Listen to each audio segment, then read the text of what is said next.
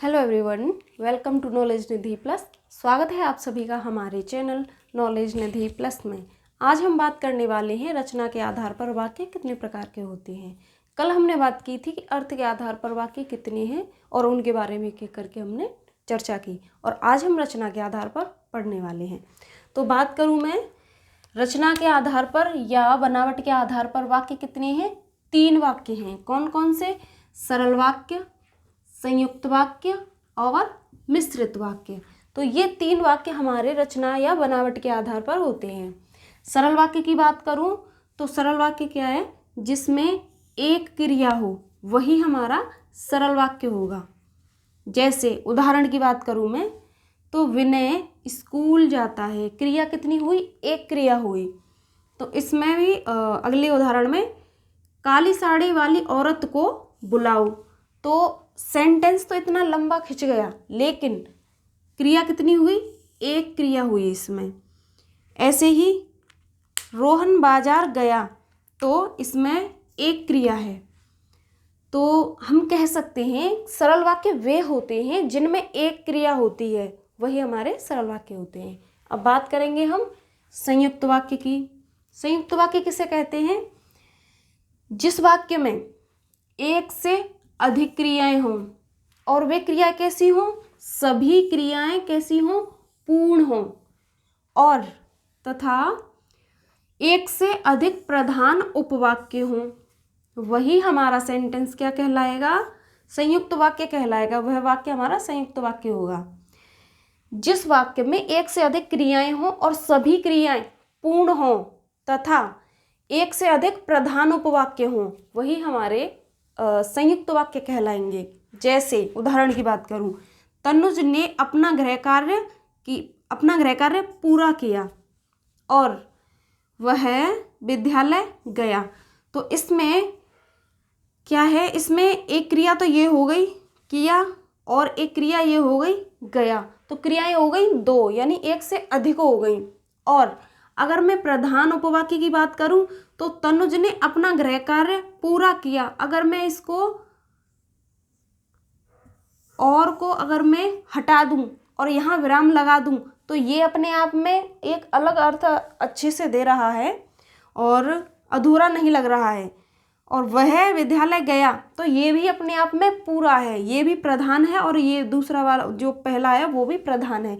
तो ये दोनों उपवाक्य हैं जो हमारे ये अलग से वाक्य बन सकते हैं। उपवाक्य को हम वाक्य बना सकते हैं, और उन वाक्यों को जोड़कर, यानी जब जुड़ गए तो ये उपवाक्य बन गए।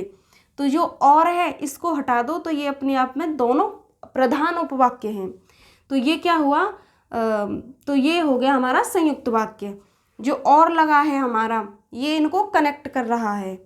एक और बात, जो सेंटेंस जो वाक्य होते हैं उनमें अगर और आ जाए, तथा आ जाए, एवं आ जाए, ऐसे शब्द आ जाए तो समझ जाना कि उसमें क्या है? संयुक्त वाक्य हो रहा है, क्योंकि ये इनके जोड़ने वाले शब्द होते हैं।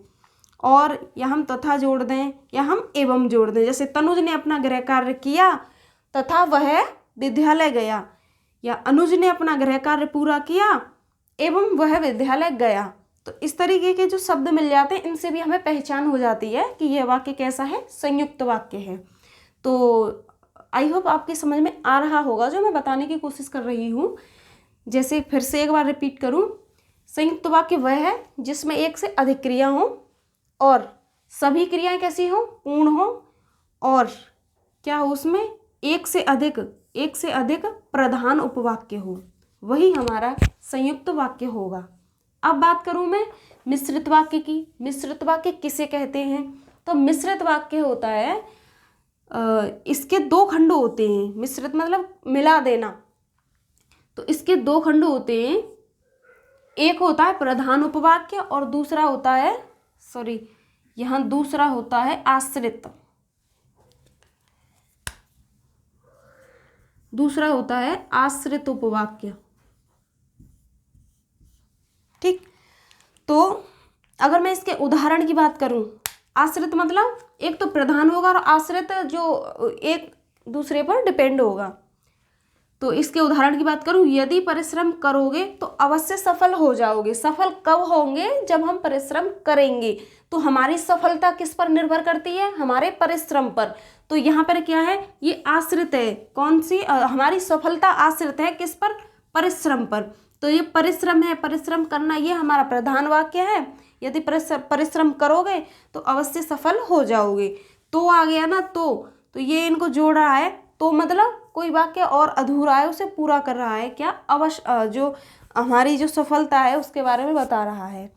तो हमारा जो मिश्रित वाक्य है, इसके दो खंड होते हैं, प्रधान और आश्रित। आश्रित प्रधान पर डिपेंड होता है। जैसे फिर से बताऊं, यदि वर्षा होगी तो फसल अच्छी होगी, यदि तुम मेहनत करते तो सफल हो जाते, इस तरीके के वाक्य आते हैं। यानी कि उसका जो सेकंड वाक्य होता है उसका परिणाम पहले वाले वाक्य पर डिपेंड करता है। तो ऐसे ही यहाँ पर परिश्रम, अगर परिश्रम करेंगे तो ही सफल होंगे, अन्यथा नहीं होंगे। एक और बात, जो हमारे जो ये मिश्रित वाक्य आते हैं, इनको हम कैसे पहचानते हैं? इनमें हमें तो मिल जाएगा, अगर मिलेगा, यदि मिलेगा, किंतु मिलेगा, परंतु मिलेगा, मगर मिलेगा, ऐसे शब्द आएंगे तो हम पहचान लेंगे कि यह मिश्रित वाक्य है। तो ये हो गए हमारे रचना के आधार पर सरल वाक्य, संयुक्त वाक्य और मिश्रित वाक्य। तो ये आपकी समझ में आया होगा, मैं ऐसी उम्मीद करती हूँ। अब हम बात करेंगे वाक्य के अंग कितने होते हैं। वाक्य के अंगों के बारे में जानेंगे। बात करें अंग की, तो वाक्य के अंग कितने हैं? वाक्य के अंग हैं 2। कौन कौन से? एक होता है उद्देश्य और एक होता है विधेय। उद्देश्य जिसे हम सब्जेक्ट बोलते हैं, और विधेय ये होता है हमारा प्रेडिकेट। तो उद्देश्य क्या होता है? उद्देश्य होता है जो वाक्य में क्या होता है, वाक्य में जो काम करने वाला होता है, यानी जिसे हम कर्ता भी बोलते हैं, या फिर हम कह सकते हैं जहाँ तक कर्ता का विस्तार होता है, वही हमारा उद्देश्य कहलाता है। जैसे सुमित फूल तोड़ता है, तो इसमें सुमित क्या है? कर्ता है, यानी कि उद्देश्य है। तो पहले मैं विधेय और बताऊं, तो वाक्य में जो काम करने वाला होता है वो तो हो जाता है उद्देश्य, और विधेय जो वाक्य में जो कार्य हो रहा है या कर्ता के बारे में जितनी भी जानकारी मिल रही है वो किस में जाएगा? वो विधेय हो जाता है। तो जो होने वाला जो कार्य है यही हमारा क्या है? विधेय है। काम करे वो कर्ता, और जो क्या कर रहा है उसके बारे में जो कुछ भी लिखा होता है वो सब विधेय में होता है। अब हम बात करें उदाहरण की, तो उदाहरण में क्या है? जैसे लिखा है सुमित फूल तोड़ता है, तो इसमें फूल तोड़ने वाला कौन है? सुमित है। तो सुमित क्या हो गया? सुमित हो गया उद्देश्य। क्या हो गया? सुमित, ये सब्जेक्ट हो गया, ठीक। और ये क्या है? फूल तोड़ना, उसका क्या हो गया? ये हो गया प्रेडिकेट। ये यानी विधेय हो गया, ये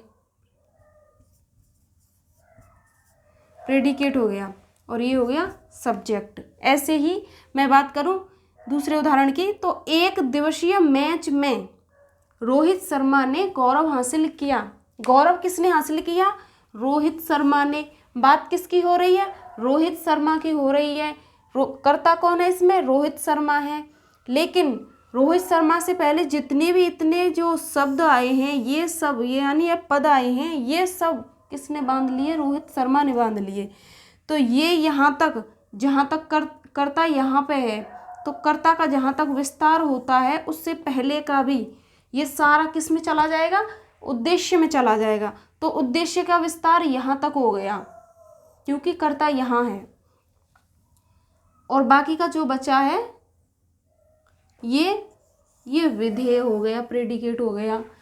तो ये होता है उद्देश्य और वो होता है विधेय। अगर मैं बात करूँ रोहित शर्मा ने, तो यहाँ तक उद्देश्य है इसका, और एक दिवसीय मैच में गौरव हासिल किया, तो अब ये हो गया विधेय।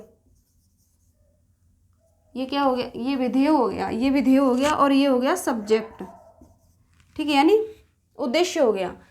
तो वाक्य के अंग कितने हैं? 2, उद्देश्य और विधेय। उद्देश्य किसे कहते हैं?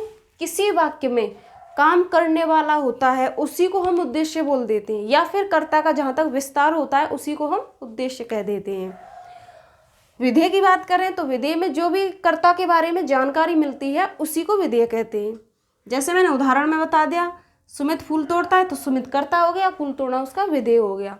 ऐसे ही मैंने यहाँ भी बता दिया, एक दिवसीय मैच में रोहित शर्मा का यहाँ तक विस्तार है तो उद्देश्य का विस्तार भी यहीं तक होगा और विधेय हो जाएगा बाकी का जो बचा हुआ है। रोहित शर्मा ने तो यहाँ पे ये शॉर्ट है और ये आगे जो भी इतना लिखा है इसके बारे में ये इसका विधेय हो गया। तो वाक्य टॉपिक हमारा आज यहीं समाप्त होता है। मैं आशा कर रही हूँ कि आपको समझ में आया होगा और मिलेंगे अगली वीडियो में। जब तक के लिए नमस्कार, धन्यवाद।